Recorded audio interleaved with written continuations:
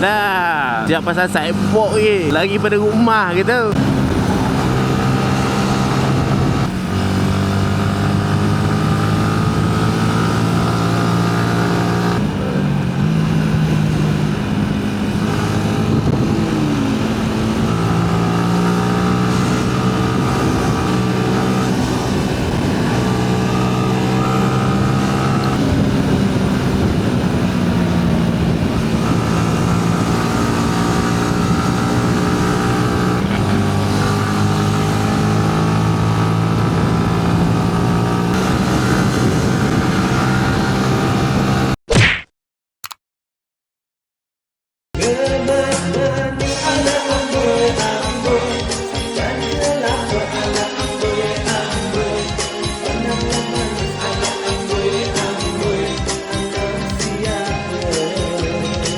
Okay guys, so ini antara barang-barang yang aku selalu guna dalam aku punya video. So kalau kata korang berminat untuk beli, korang klik aja dekat beg kuning tu. Okay?